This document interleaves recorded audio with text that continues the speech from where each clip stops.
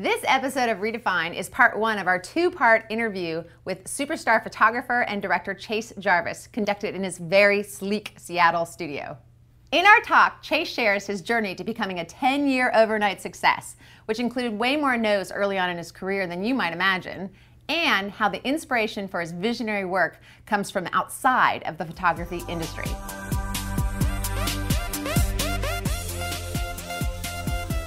Your studio is ridiculously gorgeous. Thank you very much. I love it. I want a little kitchen in mine now like that. It's good. Because there's always got to be a place to serve guests a nice little snack or two, or a place to have a cocktail. Yes, a nice clean beverage. Yeah, clean beverages are good for the soul. So much of my personal inspiration comes from people and ideas and things that are either on the fringe of photography or outside photography entirely. Mm-hmm. And so much of photography and photographers, we spend a lot of time thinking and talking in our own circle, in our own... Get tunnel vision. Yeah, it's very much a tunnel vision thing. Yes. And so one of the things that has always been a huge inspiration to me is my friends that are outside of the photography industry. Right, and I think that's brilliant, because what I have seen in the photography industry is this, I don't know if I want to call it, there's a different word. Be careful. No. What I've seen is this tendency to go very in and get very sheltered and not recognize that most people become incredibly inspired by things outside of their industry, outside of their field. If you look at, I know the executive vice president of Herman Miller, you know the chairs? Yeah, of course. Huge photographer fan, very good photographer, and he says that it enables him to keep thinking creatively about business, because he flexes that muscle. And yet photographers sometimes shut down when you're trying to take inspiration from business resources, or even musicians or filmmakers, which seems close. Those are things that are really, that's how I, escape is not the right word, but that's how I take travels. That's how I go away from the everyday role of picking up a camera and holding it to your face and shooting the thing that you get paid to shoot. Right. To immerse yourself in musicianship, or in music, or in the works of writers or painters, or any myriad of things that are outside of this industry that are still creative. Yeah. That pulls on my heartstrings, my brain strings, and so that was really what Chase Jarvis Live has become, is a forum for me to get to introduce some of my friends to a cross-section of the world that they probably aren't normally speaking to, and vice versa. Right. And I find that everybody takes something really interesting away from it, yeah. Me included. It's a very selfish pursuit. Yeah. Too. There's something selfish in there. I guess a lot of the cross-section of people who are interested in either being a professional creative or aspiring amateur, or maybe they just want to take great pictures of their friends, their kids, their family, or whatever, that all this stuff somehow is easy. Yeah.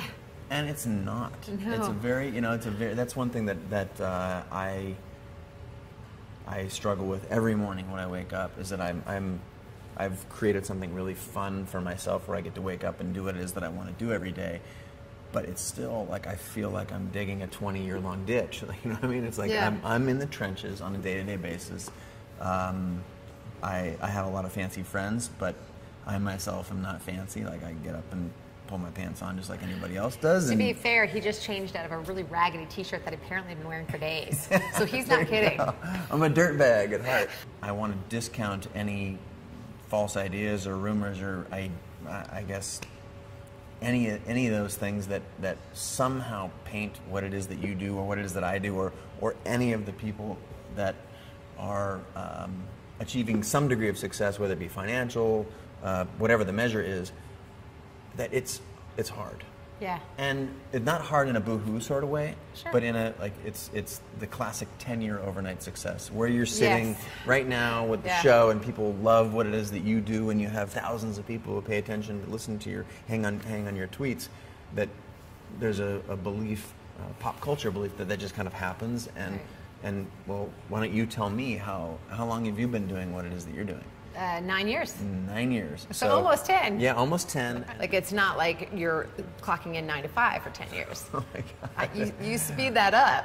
Right. What would you say are 3 great tips, the three guidelines, questions, right? or things like, hey, you know what, just don't do this. Unglamorous tip number one is, and without just calling it hard work, it's like that you're going to come across a bunch of hurdles, and those hurdles predominantly should be there to keep people who don't want it as much as you do out. And I wish I could say that I manufactured that, but that was something that really only hit me after the fact, after I studied my psyche when I was hearing no, we don't want to hire you, no, we don't like your work, no, we don't want to. And you got that. Oh, of course, absolutely. Well, yeah, you got that. Absolutely. Yeah. And I think that's, going back to the 10-year overnight success thing, and going back to the there's no charmed existence in this line of work that we're in. What makes you hireable is not necessarily your technical proficiency. Like, that is assumed in the same way that when a professional golfer steps up to the tee, that they're going to hit it down the middle. Yes. That is assumed. That's the get in the door factor. Right. But within the PGA, or within photography, or within graphic design, what starts to segment the spectrum of people who are kicking ass versus the people who are struggling, there's a million factors and reasons, but ultimately, pure technical ability is only one component, and it's so many of the other things that are not talked about. And one of those things, in fact, I'd say the key thing, is vision. How do you see the world? Mm-hmm. And if how do you see the world, or you see the world, or you see the world, and that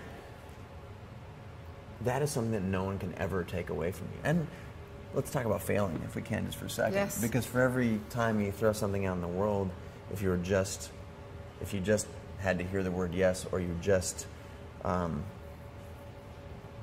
only felt good about yourself when you succeeded in the classic sense, it'd be a short career.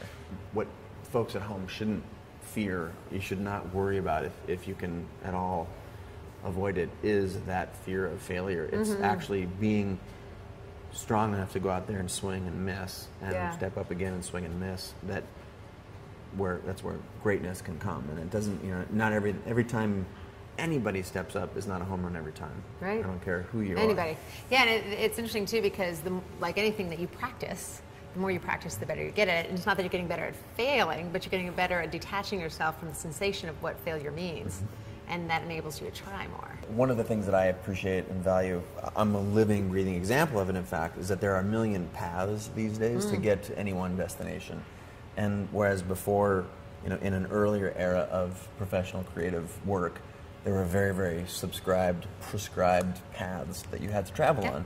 You had to assist for someone, then you had to, work in a studio, assist for someone, be an apprentice, shoot editorial, then shoot commercial, then go off and be able to do weddings or portraits or whatever your thing is. And now, I'm not saying that there aren't virtues to those established paths, but I am the absolute. I have gone about it a completely opposite fashion and sometimes to much struggle, but. That I bring something different because of my own personal experience, and you bring something different because of your own personal experience, and all of our paths that celebrate that. Let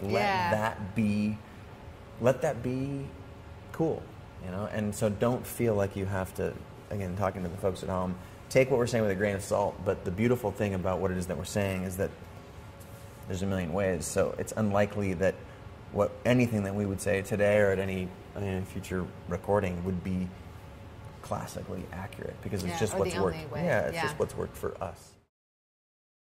I am, at the end of the day, a maker of things, and the business that's the third point. Be a maker of things. Be a maker of things. Thank you. And she brings it around like a good hostess always does. Be a maker of things. Yeah. And as a pure maker of things, I wake up in the morning and think, what is it that I can make today? And part of what... Do you do like this?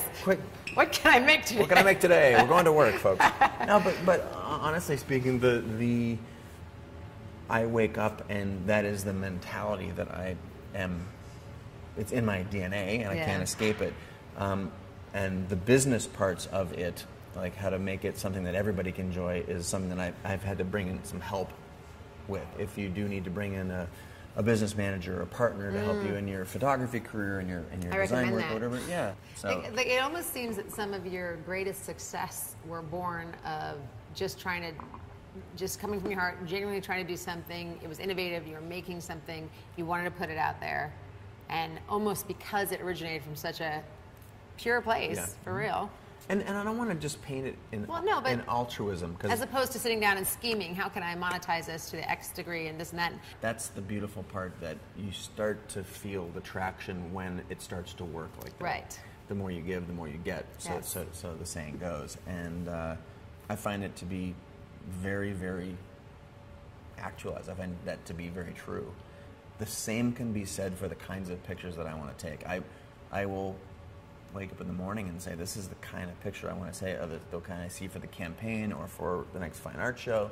And in doing so, in pursuing something that is maybe even selfish or very, very narrow-minded, what comes out of it when you're digging that ditch of that thing is like all these little discoveries along the way, and you can share them with, if you can share them with the world, it has become, for me at least, an amazing source of inspiration, because I get a lot of instant, quick feedback. Yeah. And if it is something that's worthwhile, I'll know about it very, very soon, because, Sally will tell Johnny, will tell Phil, will tell Peggy, and then something, whether it's a movement or just the 100 friends that I have that like whatever it is that I made.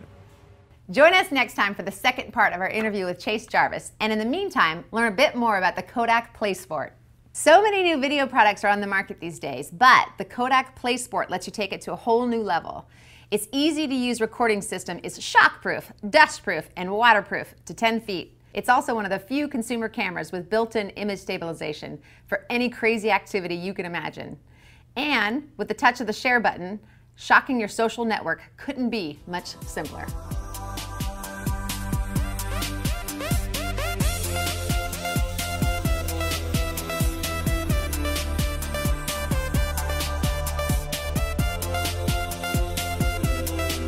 Special thanks to our sponsor, Adorama.